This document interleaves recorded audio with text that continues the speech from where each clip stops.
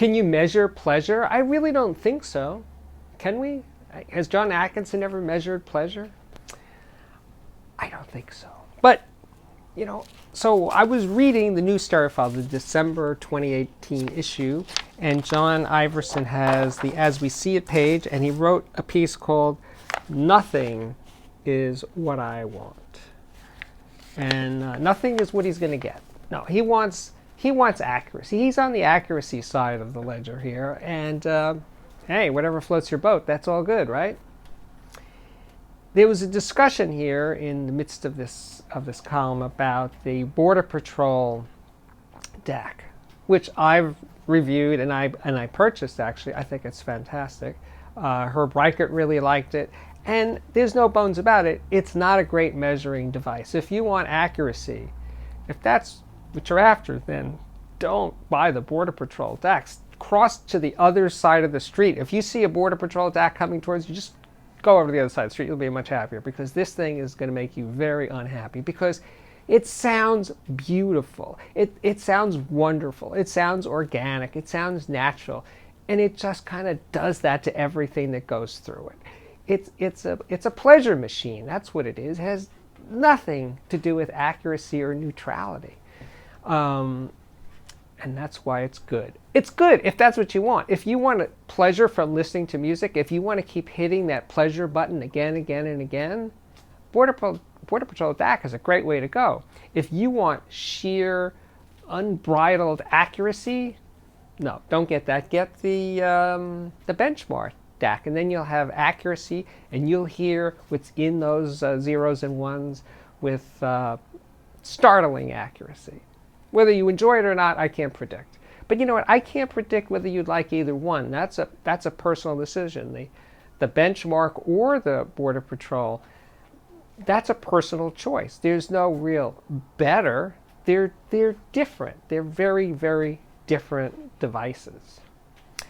But John Iverson, in his As We See It, he's coming down. He's skeptical. And everybody should be a skeptic, especially if you're writing about audio. You should approach it with some skepticism. And he's coming across like, I want to stick with as neutral. I want to hear what the engineers heard perspective of, the audio spectrum there. Is they want to hear, he wants to hear what's on the master tape or whatever, the master file. Okay. As I said, we should each do our own thing, and I'm not putting him down, and each to their own.